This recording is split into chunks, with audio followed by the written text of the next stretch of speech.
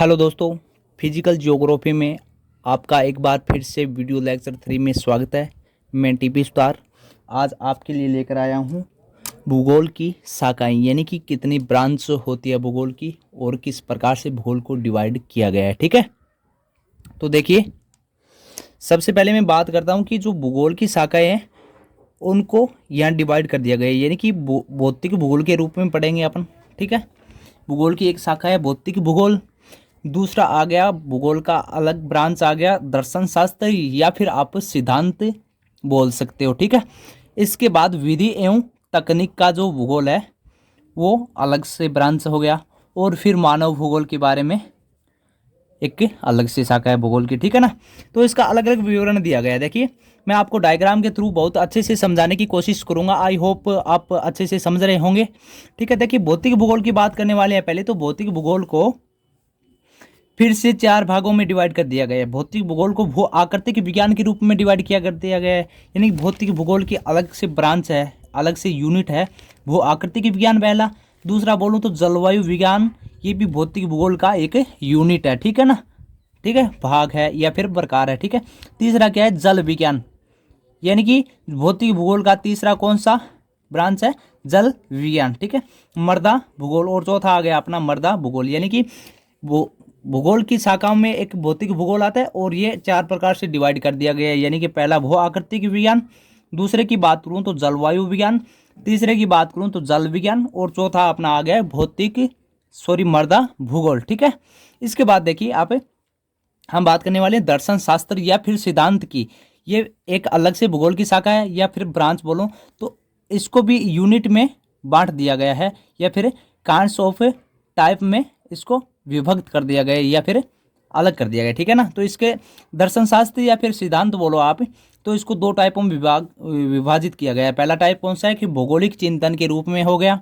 ठीक है, दूसरा हो गया मानव पारिस्थितिक एवं मानव पारस्परिक क्रिया, यानी कि जो मनुष्य के अंदर होने वाली समस्त क्रियाओं का जानकारी कौन देगा, सिद्धांत भूगोल देगा, या दर्शन शास्त्र के थ्रू अपन को नॉलेज मिलेगा। ठीक है ना, फिर अपन बात करते हैं भूगोल की एक अलग शाखा विधि एवं तकनीक के बारे में। तो इसको भी अलग प्रकार से डिवाइड कर दिया गया है, अन्य अन्य यूनिट्स के अंदर, अन्य चैप्टर्स के अंदर, या फिर अन्य इकाई के अंदर डिवाइड कर दिया गया है।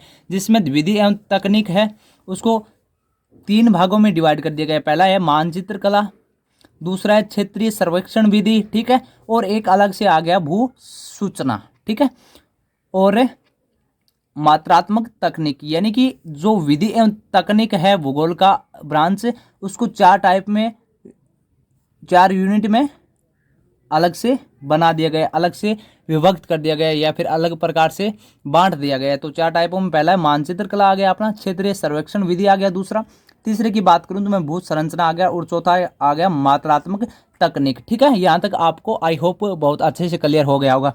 अब देखिए, जो विधि एवं तकनीक है यूनिट या फिर शाखा ब्रांच, उसका जो भू संरचना वाला ब्रांच है, यूनिट है, उसको भी 3 टाइपों में विभाजित कर दिया गया है, यानी कि GIS के रूप में, GPS के रूप में, और LIS के रूप में। ये चीज़ हम वीडियो लेक्चर 4 में पढ़ने वाले हैं कि GPS क्या होता है, GIS क्या होता है, LIS क्या होता है। ठीक है ना, तो भू सूचना को कितने प्रकार से डिवाइड कर दिया गया है, 3 प्रकार से। तो GIS आ गया, और दूसरा GPS आ गया, तीसरा क्या आ गया, LIS। ठीक है, अब अपन बात करते हैं, बात कर ली भौतिक भूगोल की, कर ली सिद्धांत दर्शन शास्त्र की, कर ली विधि एवं तकनीकी की बात कर ली, और देखिए मानव भूगोल, यानी कि चौथे नंबर में जो भूगोल की ब्रांच है वो कौन सा है, मानव भूगोल। ठीक है, इसको 1 नंबर दे दो, इसको 2 नंबर दे दो, इसको 3 और इसको 4। अब मानव भूगोल को अपने आप में अलग यूनिट में डिवाइड किया गया है। देखिए, पहला कौन सा किया गया है, मैं यहाँ से चलूंगा तो पहला सामाजिक एवं सांस्कृतिक भूगोल के रूप में कर दिया गया है। ठीक है, सामाजिक एवं सांस्कृतिक भूगोल के रूप में कर दिया गया है। दूसरा कौन सा है, मानव भूगोल का यूनिट राजनीतिक के रूप में कर दिया गया है। और तीसरा कौन सा है, मानव भूगोल का तीसरा यूनिट है ऐतिहासिक भूगोल। तो ऐतिहासिक भूगोल के रूप में विभाजित कर दिया गया, या फिर बांट दिया गया, या फिर इसको अलग प्रकार से देखा गया। ऐतिहासिक भूगोल आ गया, राजनीतिक भूगोल आ गया, सामाजिक एवं सांस्कृतिक भूगोल आ गया। ये किसकी पार्ट पढ़ रहे हैं हम, मानव भूगोल की। मानव भूगोल एक अलग से ब्रांच है, और इसका ये मानव भूगोल का ये यूनिट आ गया। ठीक है ना, चौथे में देखूँ तो आर्थिक भूगोल आ गया, और आर्थिक भूगोल को भी फिर अलग यूनिटों में, अलग चैप्टर्स में, अलग रिकॉर्ड्स में बांटा गया। तो आर्थिक भूगोल में क्या क्या आएगा, आर्थिक भूगोल में सेवा आ गई, यानी कि जो अपने Rajasthan police, Indian army, Indian air forces, यानी कि सभी फोर्सेज हैं वो क्या है, आर्थिक भूगोल में आती है, सेवा में आती है। फिर पर्यटक स्थल आता है, जो भी ऐतिहासिक स्थल या पर्यटक स्थल बोलो आप है वो आता है। फिर अपना एग्रीकल्चर, कृषि का बात होता है किसमें, मानव भूगोल में। और मानव भूगोल की कौन सी इकाई में, आर्थिक इकाई में, ठीक है ना, किसका, कृषि का, पर्यटन का और सेवाओं का। इसके साथ साथ आर्थिक भूगोल जो यूनिट है उसमें औद्योगिक इकाई का भी वर्णन किया गया है, जो इंडस्ट्रीज अपना सिस्टम होता है उसका वर्णन किया गया है। और एक और व्यापार एवं परिवहन, यानी कि जो व्यापार आदान प्रदान करना या फिर खरीदना बेचने की जो प्रक्रिया होती है वो भी अपन का किस में आती है, आर्थिक भूगोल में आती है। और यूं बोलूं कि आर्थिक भूगोल किसकी इकाई है या किसकी यूनिट है, तो किसमें, कौन सी भूगोल में आती है, मानव भूगोल में, क्योंकि मानव भूगोल क्या है, एक भूगोल की ब्रांच है, ठीक है ना। और मानव भूगोल में अपन पढ़ रहे हैं आर्थिक भूगोल की इकाई, ठीक है। फिर व्यापार एवं परिवहन आ गया आपका, और अवसंरचना आ गई, यानी कि सिस्टमेटिक सिस्टम से किस प्रकार इसको रखा जा सकता है वो कौन बताता है, आर्थिक भूगोल बताता है। आर्थिक भूगोल मानव भूगोल का क्या है, एक यूनिट है। और ये इस आर्थिक भूगोल की क्या आ गया, इकाई आ गई, यूनिट आ गई, या फिर यूनिट और इकाई सिस्टम आप एक ही चीज़ होती है। मतलब आर्थिक भूगोल को इस प्रकार से 1 2 3 4 5 और 6 प्रकार से विभक्त कर दिया गया। आपकी जो बुक्स का डायग्राम है उसके थ्रू मैं और अधिक सरलता से समझाने की कोशिश से ये डायग्राम लेके आया हूँ। तो आई होप बहुत अच्छे से क्लियर कराएगा ये डायग्राम। और वीडियो अच्छा लगे तो यही कहूँगा कि सब्सक्राइब करना और अपने दोस्तों को शेयर करना। और यदि अपने इंडियन मैथ्स पे आप नए हो तो चैनल से जुड़ जरूर जुड़ेगा, यानी कि सब्सक्राइब जरूर कर लीजिएगा, क्योंकि ये चैनल आपको बहुत कुछ देने वाला है, बहुत कुछ सिखाने वाला है, ऐसा मैं आपको विश्वास दिलाता हूँ, ठीक है। फिर देखिए अपन जनसंख्या बस्ती, यानी कि जो मानव भूगोल है उसका एक अलग से पार्ट क्या हो गया, जनसंख्या एवं बस्ती। जनसंख्या एवं बस्ती आ गया मानव भूगोल का अलग से पार्ट, यानी कि आर्थिक भूगोल, ऐतिहासिक, राजनीतिक, सामाजिक एवं सांस्कृतिक भूगोल के साथ साथ एक और यूनिट है जनसंख्या एवं बस्ती। अब जनसंख्या एवं बस्ती को भी दो प्रकार से डिवाइड कर दिया गया है। किससे, यहाँ देखो आप, दो प्रकार से डिवाइड कर दिया गया है। यानी कि एक तो अपना आ गया ग्रामीण, यानी कि जो ग्रामीण क्षेत्रों में या लोग रहते हैं उनके बारे में कौन बताएगा, जनसंख्या एवं बस्ती बताएगा। और वो किसका यूनिट है, मानव भूगोल का यूनिट है। और मानव भूगोल खुद एक भूगोल की क्या है, शाखा है, ठीक है ना। तो इस प्रकार से समझाओ, यानी कि जनसंख्या एवं बस्ती है उसकी बात कौन करेगा, उसका नॉलेज कौन देगा, मानव भूगोल देगा, ठीक है ना। और मानव भूगोल खुद क्या है, एक ब्रांच है किसकी, भूगोल की, ठीक है। ये चीज़ आपको समझ में आ गई होगी।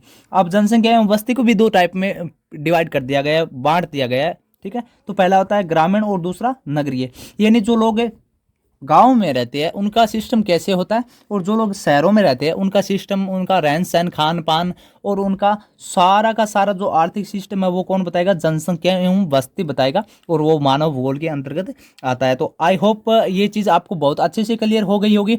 और हम इसके साथ साथ अंतर्राष्ट्रीय जीव भूगोल यानी इंटरफेस जो बायो ज्योग्राफी है उसके बारे में भी बात करने वाले। अभी मैंने डायग्राम के थ्रू आपको समझाने की कोशिश की कि अंतर्राष्ट्रीय जीव भूगोल है, यानी कि आपकी इंटरफेस बायोलॉजी, बायो ज्योग्राफी है, उसको फिर 4 भागों में विभाजित कर दिया गया है। तो पहला पादप भूगोल, तो ये भी एक भूगोल का अलग से यूनिट होता है मानो। तो वैसे मुख्य रूप से 4 यूनिट आपको बता दिया गया है, भौतिक भूगोल, दर्शन शास्त्र, विधि एवं तकनीक भूगोल और मानव भूगोल, ठीक है ना। लेकिन ये अंतर्राष्ट्रीय, यानी कि ये भी एक भूगोल की इकाई अपन मान सकते हैं, या भूगोल की जो ब्रांचेज है या शाखा है वो मान सकते हैं। तो इसमें अंतर्राष्ट्रीय भूगोल को 4 प्रकार से डिवाइड कर दिया गया है। पहला कौन सा है, पादप भूगोल, जो वृक्षों या पादपों, पेड़ पौधों के बारे में जानकारी देता है, वो अपना आ गया पादप भूगोल, ठीक है। इसके बाद आ गया प्राणी भूगोल, यानी कि मनुष्य, ह्यूमन बॉडी की बात करता है, हमारे शरीर के सभी चीज़ों के बारे में जो बात करता है वो अपना अंतर्राष्ट्रीय जीव भूगोल के अंदर प्राणी भूगोल का यूनिट है, ठीक है ना। फिर पर्यावरण भूगोल, ये भी अंतर्राष्ट्रीय जीव भूगोल बताता है अपन को कि हमारे आसपास का इन्वायरमेंट किस प्रकार से परिवर्तन होता है, क्या होता है और किस प्रकार से सामंजस्य में रहता है। ये चीज़ अपन को अंतर्राष्ट्रीय भूगोल में पर्यावरण भूगोल बताता है, ठीक है। और इसका चौथा पार्ट देखूं मैं, चौथा यूनिट या चौथी इकाई देखूं अंतर्राष्ट्रीय भूगोल की, तो ये पारिस्थितिकी है, ठीक है ना। यानी कि हमारा जो सर्कुलर साइक्लिक सिस्टम है ना प्रकृति का, ठीक है, पारिस्थितिकी, यानी कि चूहा बिल्ली के लिए आवश्यक है, बिल्ली कुत्ते के लिए आवश्यक है, कुत्ता आगे बड़े पक्षी के लिए, यानी कि एक दूसरे के दुश्मन है, एक दूसरे से इनका साइक्लिक चलता रहता है। जैसे कि चूहे को बिल्ली चूहा बिल्ली का भोजन बनता है, बिल्ली किसका बनता है, कुत्ते का भोजन बनता है, कुत्ता किसी और का बनता है। ठीक है, इस प्रकार से ये अपना साइक्लिक सिस्टम चलता रहता है, तो उसे क्या कहते हैं, पारिस्थितिक सिस्टम, पारिस्थितिक तंत्र। ठीक है, तो आई होप आपको बहुत अच्छे से क्लियर हो गया होगा, और मैं यही चाहूँगा कि आपको वीडियो बहुत पसंद आया तो वीडियो को लाइक करना और अपने साथी दोस्तों को भी ये चीज़ सिखाने के लिए पाबंद कर देना। ठीक है, तो शेयर करना ना भूलिएगा, और इंडियन मैथ्स को सब्सक्राइब जरूर करना। Thank you all of you. और ज़्यादा से ज़्यादा एक बात कहूँगा कि आपको ऐसा होना चाहिए कि ना किसी के पैर पकड़ने की जरूरत हो और ना किसी के आगे हाथ जोड़ना पड़े, ऐसी आपकी मेहनत हो और इरादे आपके मजबूत हो।